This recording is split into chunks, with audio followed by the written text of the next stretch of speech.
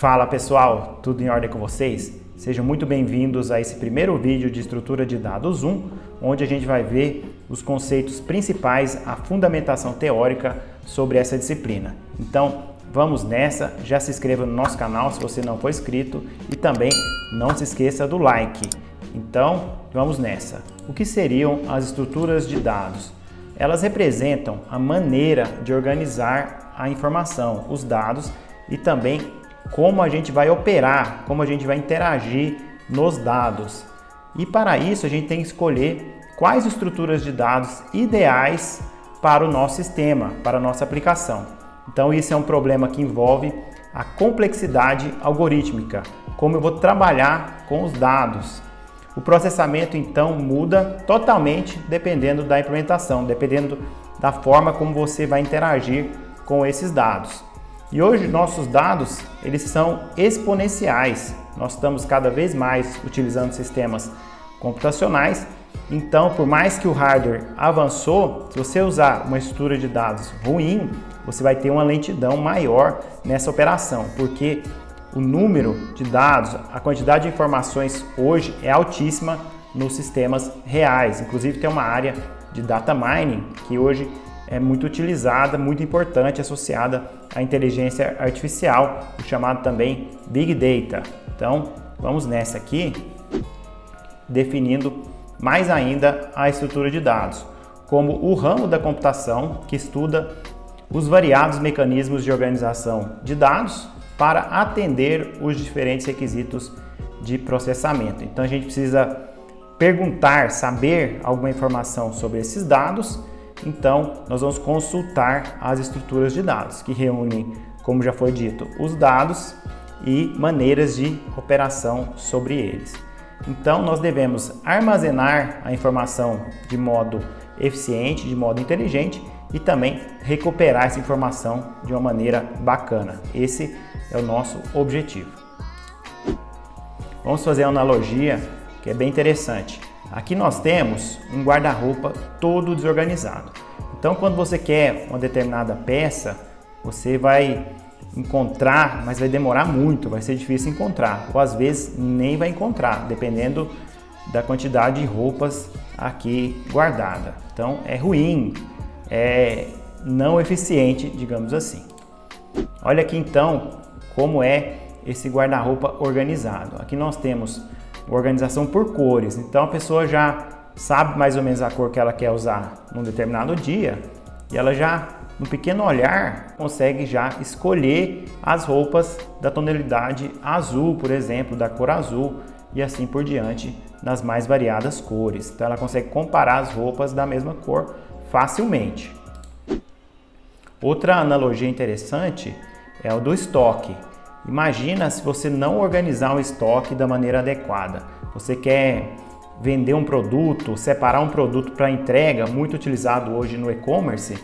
Então, você não pode perder tempo. Você tem que ir lá no corredor certo e buscar o seu pacote e separar para uma entrega. Então, você tem que ordenar esses pacotes, você tem que ter as informações, as etiquetas e assim você vai conseguir recuperar esse pacote, esse volume de uma maneira legal. Outra ideia bacana aqui é o que as bibliotecas utilizam e você também, se você tiver uma biblioteca na sua casa, tem essas dicas de organização. Então não só a forma de disposição simples, ordenada, como a gente viu anteriormente, mas você pode colocar os objetos que você usa mais num local mais fácil, de mais fácil acesso. Então, por exemplo, esse gráfico aqui da revista Super Interessante nos mostra, nessa terceira fileira, nós devemos colocar os livros que a gente deve ter sempre à mão, aqueles que a gente usa mais. Por quê? Porque você vai pegar de maneira mais fácil, já está na sua altura. Mais alto aqui também são os fundamentais e lá embaixo, aqueles que você usa menos, aqueles chama aqui dos insignificantes. Então, toda essa questão depois a gente vai ver na prática nas estruturas de dados. Se você está usando muito aquele arquivo, aquele dado, você tem que colocar ele na porção mais rápida da sua memória, na posição mais fácil de você coletar essa informação. Isso também é utilizado, apenas por curiosidade, em supermercados. Reparem que os produtos às vezes melhores, mais baratos, ou que o supermercado não tem tanto interesse de vender, ele coloca mais embaixo, ele quer que você pegue aquele mais da sua altura, então ele coloca na prateleira nos locais de mais fácil utilização, que você vai recuperar da maneira melhor. E produtos supérfluos, por exemplo, eles colocam mais perto dos caixas, que é onde você vai estar parado, geralmente esperando na fila, e você vai pegar ali. Então tudo isso aí já é estudado, isso também envolvendo o comportamento humano, mas tem toda uma logística e uma preparação, um planejamento da localização dos produtos também nos supermercados. Aqui, outro ponto interessante que pode ser até transposto para o mundo virtual é a analogia da fila de pedidos, onde nós temos comandas em um restaurante. Como vocês sabem, a maioria deles funciona por ordem de chegada, de pedido na verdade, onde nós temos uma fila, nós vamos fazer a fila aqui também em estrutura de dados. Então, o primeiro que pediu vai ser o primeiro a receber. Isso na maioria dos restaurantes que utilizam essa lógica, essa forma de organização. Outro ponto legal que também pode ser transposto para a estrutura de dados é o dos dicionários. Inclusive, nós temos tabelas que imitam os dicionários aqui nessa disciplina, onde todas as palavras estão ordenadas. Então, se você quer algum significado na letra T, você vai ter lá mais ao final desse livro, que tem todas as palavras, e na página você tem também essa ordenação. Então, as estruturas de dados definem a organização, como os dados estão dispostos, os métodos de acesso, então tem formas de acessar essa informação, e também opções de processamento. A partir do momento que eu peço para retirar alguma informação ou incluir, vai ter um processamento, e isso é regido pelas estruturas de dados. Então, nós temos que saber bem as linguagens de programação. A ideia é que você saiba trabalhar, saiba os comandos das linguagens, mas nós temos também que imaginar essas estruturas, planejar como elas serão feitas, como elas estarão dispostas em memória para trabalhar bem com a informação.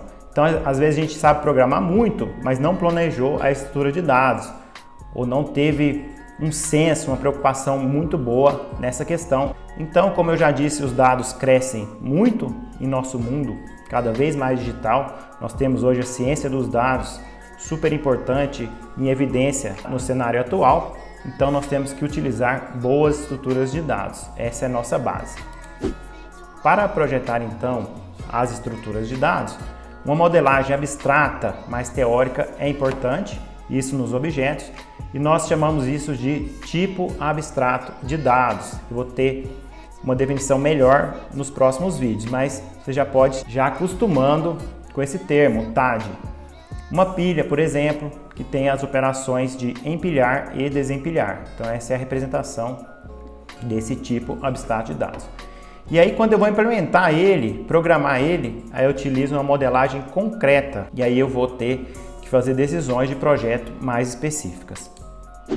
Um exemplo aí de estrutura de dados prática é a agenda do celular. Então você tem que guardar informações dos seus contatos, e-mail, telefone, nome, e depois buscar isso na medida que você for precisando. Então você tem que definir como as informações serão armazenadas, disponibilizar operações de acesso a esses contatos e também informar se a agenda já está cheia ou não. Na verdade, hoje nossos celulares têm uma memória grande, mas chega um ponto que isso acaba, né? Especialmente em dispositivos não tão poderosos, digamos assim. Isso acontece para fotos, vídeos. Nesse exemplo, se a agenda armazena as informações de modo desorganizado, será muito mais complicado manipular a informação. Então a gente tem que organizar os dados, principalmente ordenando as informações. Então nós temos que utilizar um método para armazenar. E o mais básico, que nesse ponto pode ser até eficiente, é a utilização da ordem alfabética. Então, apesar da importância de saber como os contatos são armazenados, essa organização interna, a implementação, os detalhes de programação não devem ser expostos ao usuário. Então a gente expõe os métodos que o usuário vai acessar, assim como nós temos no conceito de objetos, de classes e objetos. Mantida então essa interface, essas operações, nós podemos trocar a agenda, nós podemos trocar esse motor interno, e essa é a ideia da independência das estruturas de dados. E aí nós temos ainda a utilização por outros sistemas.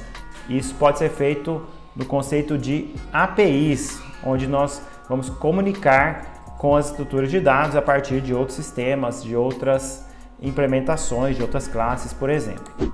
Outra questão super importante que vocês têm que saber é que não é bom, a gente não deve misturar os dados e a estrutura de dados. Então ela deve funcionar a partir de parâmetros e os dados sendo inseridos, sendo trabalhados em outros arquivos, parametrizando essa estrutura de dados.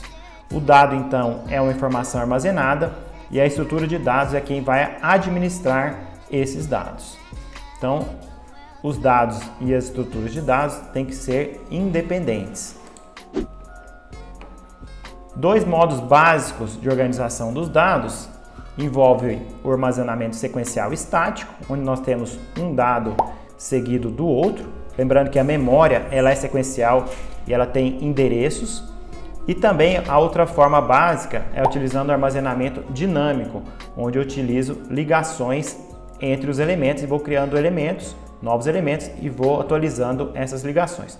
Tudo isso a gente vai ver com detalhes nos próximos vídeos. Por enquanto, é só uma apresentação inicial para você já ir sabendo um pouco desses conceitos. Agora uma parte prática, que também vai ser exercitada nos próximos vídeos, mas eu vou dar esse gostinho para vocês, sei que vocês gostam muito. Então nós temos aqui alguns números, 1, 2, 3, 4, 5, 6 números totalmente desorganizados. E isso não é bom para a busca, para a recuperação da informação. Por exemplo, para saber que o número 5 não está aqui, eu tenho que consultar o 2, o 8, o 4, o 3, o 6 e o 1. E assim eu vou ter essa resposta, ou seja, eu tive que fazer 6 operações de consulta. Agora, na organização em ordem crescente, nós temos esse segundo vetor. E olha só, para verificar se existe o 5 ou não, vou fazer uma consulta a esse primeiro campo, não tem, ao segundo, ao terceiro, ao quarto, e aqui ó, ao 6, eu já descubro que não existe, eu não preciso consultar o 8, por exemplo. Então, nesse método mais simples de busca, eu já economizei uma verificação. Então, olhe como isso é importante à medida que os dados vão crescendo em memória. Depois a gente vai ver tudo isso em detalhes e novas formas de buscar essa informação, como começar aqui na metade e dividindo pela metade. E tem vários tipos de busca que vão otimizar esse processo e podem compor nossa estrutura de dados.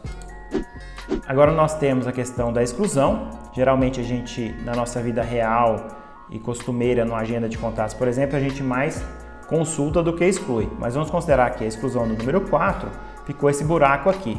Então, nesse tipo de estrutura de dados, eu tenho que trazer todos os números posteriores para uma camada, uma casa antes. Então tem esse processo aqui que é oneroso em termos de processamento nesse tipo de estrutura de dados. Então aqui eu já tenho remoção desse espaço vazio, trazendo o 6 para a casa anterior e o 8 para a casa anterior também.